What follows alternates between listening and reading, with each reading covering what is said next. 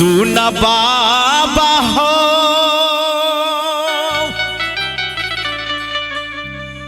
भोला बाबा मिथिला नगरिया से अइला पुजरिया भीड़ पर छई तोहरो दुआरिया। जे बाबा तोरा नगरी में बड़ भीड़ छे, मिथिला नगरी से वो भी खरारी गांव से कमरिया अला हन, लाज रखी हो बाबा। सुन बाबा हो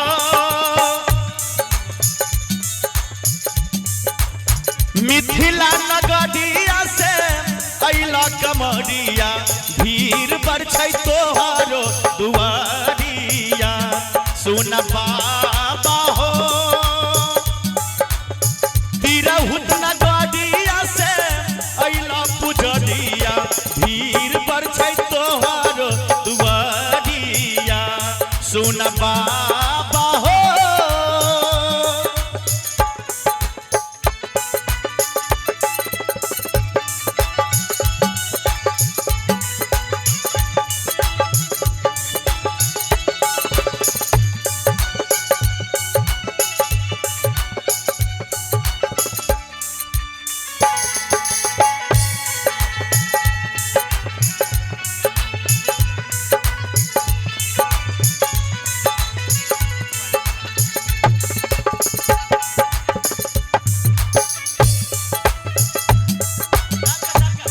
जिया जिया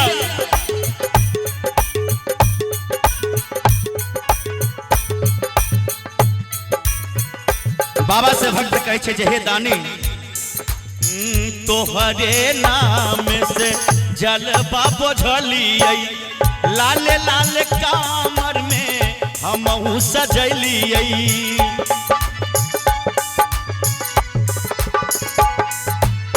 तोहरे नाम से जलवा बोझलिए, लाल लाल कामर में हमहू सजलिए। बोले बम नारा जपैते, बोले बम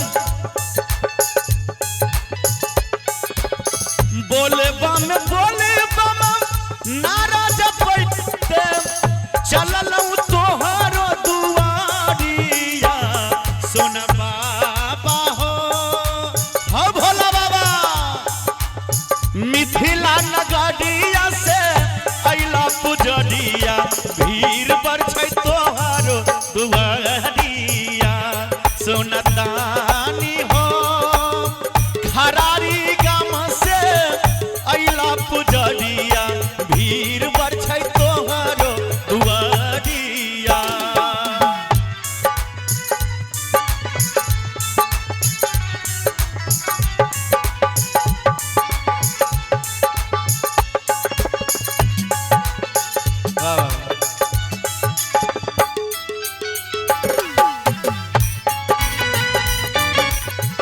महादेव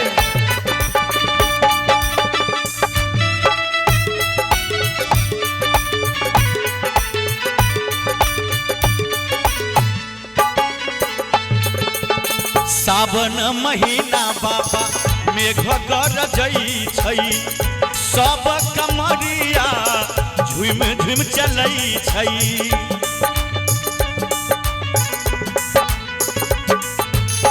सावन महीना बाबा मेघ गरजै छै, सब कमरिया झुम झुम चलै छै।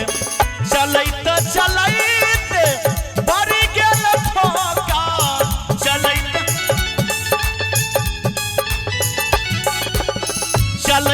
चलैत बड़ी गेल ठोका, पार लगाब डगरिया।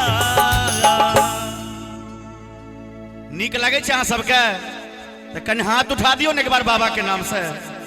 कह नहीं पड़े के चाहिए जी। जिसका हाथ सबसे ऊपर उसका तकदीर सबसे सुपर। मोबाइल वही काम करता है जहां पे टावर होता है, और बाबा के भजन में ताली वही बजाता है जिसके बाजू में पावर होता है। ताली बजा के सुन बाबा हो, सुन दानी हो, मिथिला नगरिया से अइला पुजरिया, भीड़ पर छै तोहारो दुआरिया। सुन बाबा हो, तिरहुत नगरिया से अइला पुजरिया, भीड़ पर छै तोहारो दुआरिया।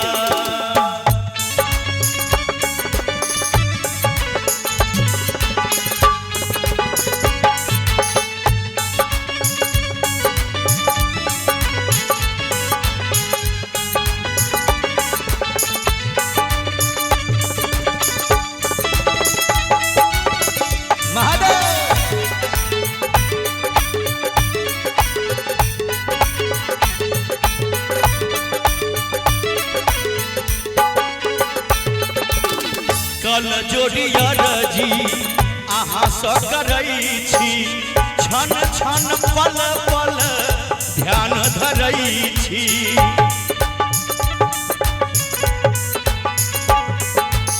छन छन पल पल ध्यान धरै छी, कल जोड़िया रजी अहाँ सँ करै छी।